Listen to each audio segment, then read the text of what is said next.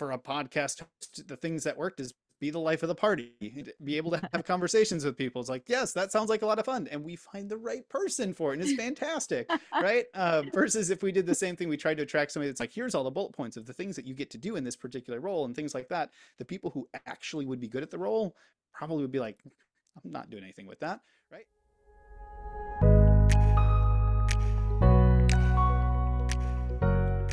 Hello, boss family. It is Tanner and Kay here today with another episode just of this beautiful Wednesday afternoon, just talking about some topics to help you grow in business. And today we are talking all about marketing, communication that's effective for gaining leads. How are you doing, Tanner? How do you feel about that topic? Ooh, I'm doing well, thank you. The great topic. It's a big topic, so we'll see if we can't pull out some, a couple nuggets and things like that that are effective today.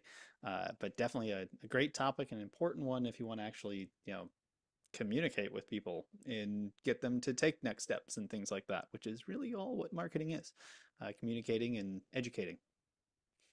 It really, really is. I would always say like communication, good communication is one of the like cornerstones to success in not only business, but many pillars in life. But in business, especially when it comes to marketing, I think it's one of those pillars that, can always be worked on and it can always be something that we're practicing is good communication with our coworkers, with our teammates, and with our clients. So, Tanner, I'd love to hear what are your thoughts on, just some basic nuggets of proper communication, effective communication within business. Yeah, so for those who've been around Action Coach for a while, some of you may know that we talk a lot about DISC, DISC, different communication styles is really what that is.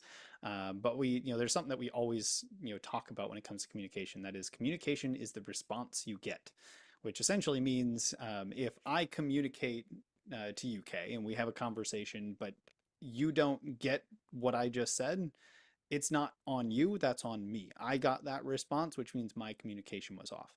And that is probably like the big theme when it comes to communicating with team members, with business partners, with clients, to prospects in the marketing world. Like, if I'm communicating out there and I do not get the response that I expect, my communication is probably off, and I have to take ownership over that. You bring up a good point, and it makes me think about just times in business where, I learned from experiences that I had with communication.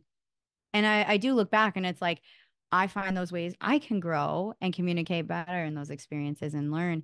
Not everybody's gonna learn like have the same communication styles either. And how can I work with meeting people where they are?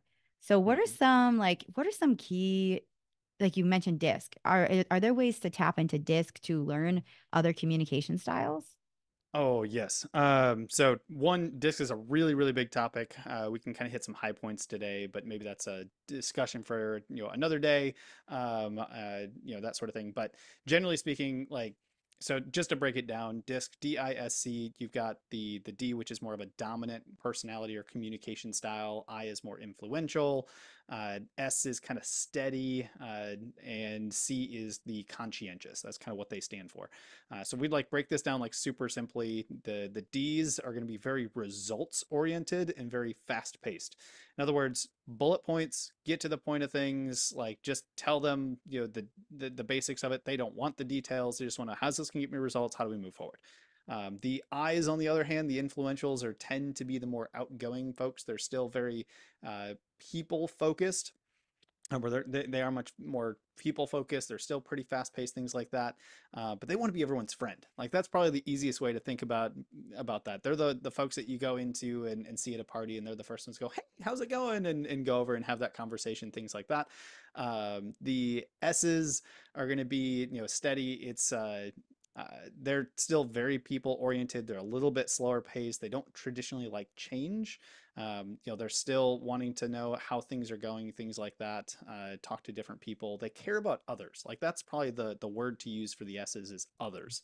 And then you've got the C's, and the C's are the detail people. They're the engineer mindset. They're the ones that like I want to read absolutely everything on something before I make a decision on something.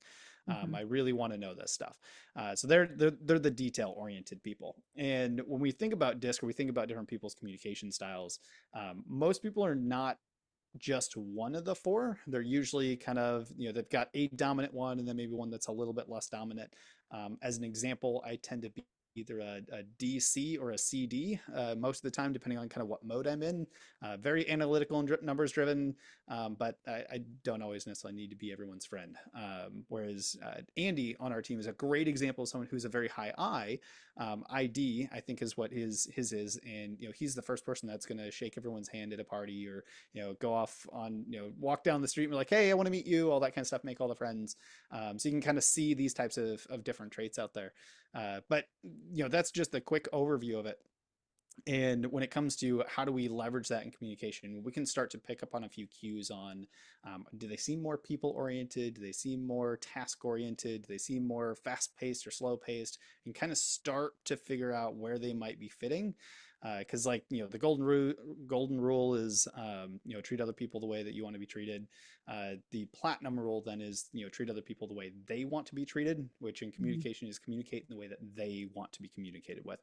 So if I'm talking to someone who's a high I and I'm not a high I, well, too bad. I need to pull across and be more high I ish to be able to meet them where they are in terms of communication. This goes Hmm. internally for teams, it goes for our marketing messages, all sorts of things like that. Well, thank you so much for that breakdown. And it really does help. I think it's like gives somebody an idea of how they can be aware of how they communicate and how they can be aware of how that person next to them communicates. And imagine if all of us in the world did that and we were all very conscientious of how the other person that we're talking to is communicating with us. How good the world would be if we were able to do that. This is my high I talking. Mm-hmm. But yes, Mm-hmm. I think it's such a great way to um, help you, and especially in business, because that's going to get us results faster. That's going to get us to, if we're effectively communicating with the person next to us, they're going to be more trusting, willing, open-minded. It's going to help them put the walls down, and so we can communicate with them in their language what we want from them, the benefits that we're bringing to them, more so not what we want from them, but what we want to communicate with them and share the benefits with them. And so, what are some examples of how you do this in business? Uh, I'm gonna just because I tend to be more on the marketing side of things, the sales side of things, probably more so than on leading massive groups of people in like team and HR and things like that. You could break it down in any different way, but I think very tactically from a marketing standpoint, like most folks that are in business will still need some sort of marketing communication that goes out. Doesn't matter how big or small you are. So it's a fun way to kind of look at it that way.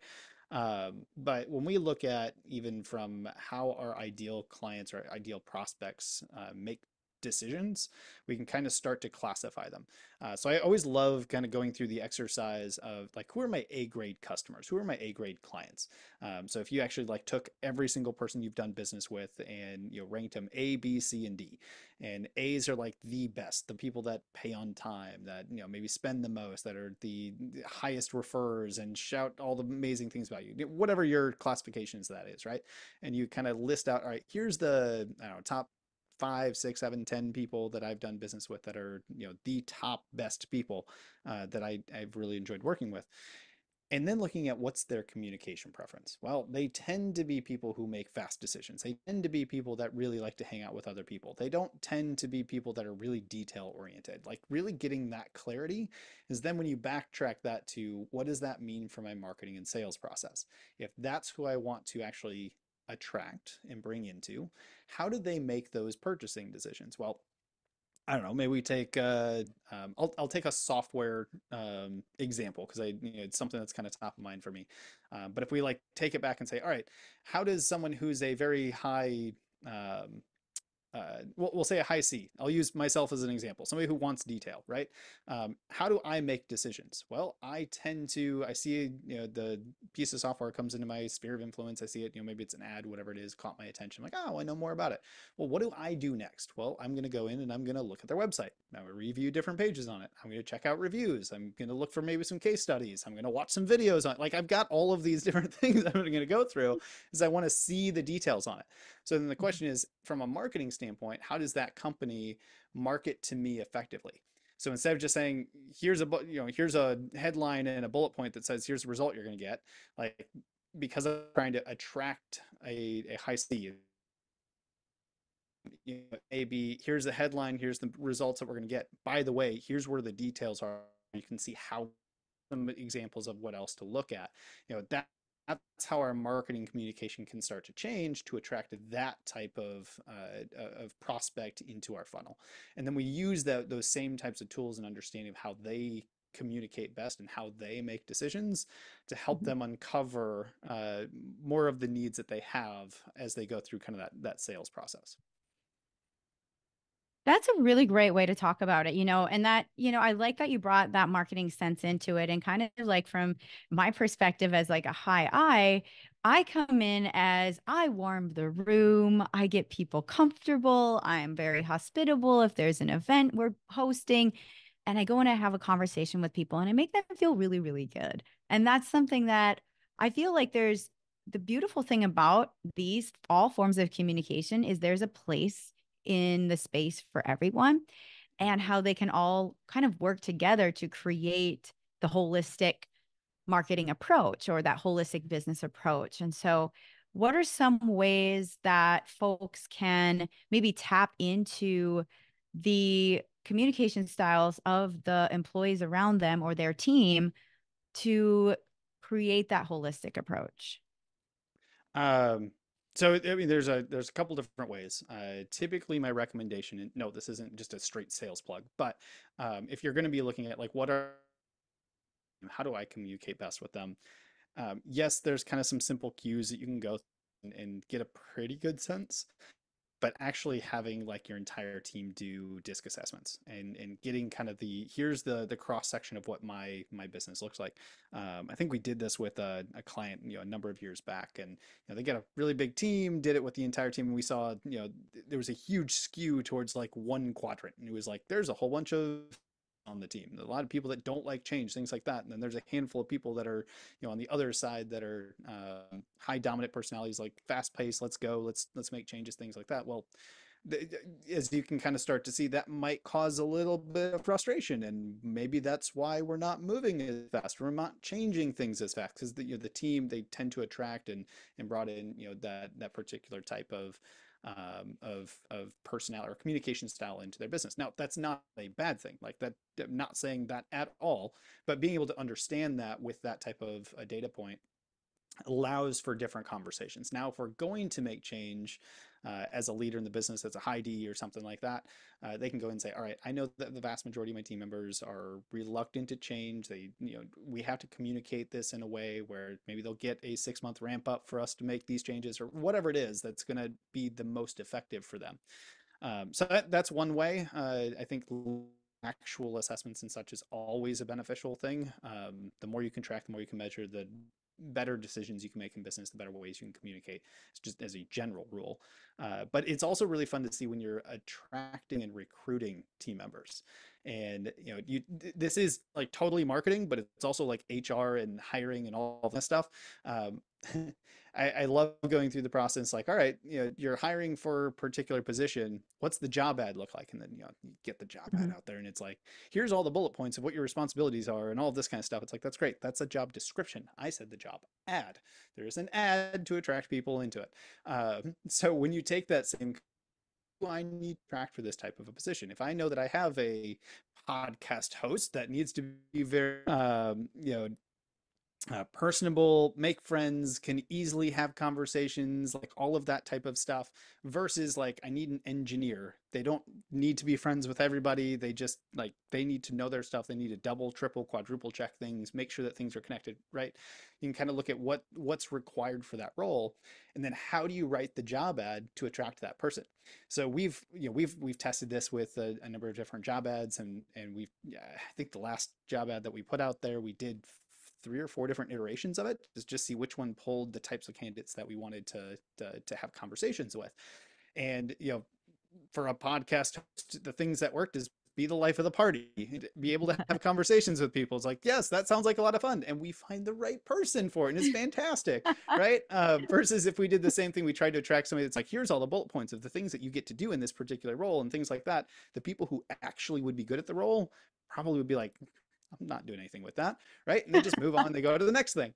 So it's important to kind of think about what is the right kind of personality and communication style and things for the roles that you have. And then when you're filling those seats, how do we actually communicate in that style with them? And like what is actually the words that we use in the job ad? Wow, that is so insightful, Tanner. And I really love that, taking communication seriously and looking at all forms of it is so, so crucial. And it's can help you. It's like it's almost like a secret sauce to success is having that amazing communication. And if that's something that your team is lacking or you're not sure about, there are also ways to fill those blanks and find people to help you and be in your corner to help you develop that. So, this has been such an insightful conversation. I absolutely love learning about communication and how it can help you for business growth in your marketing and beyond.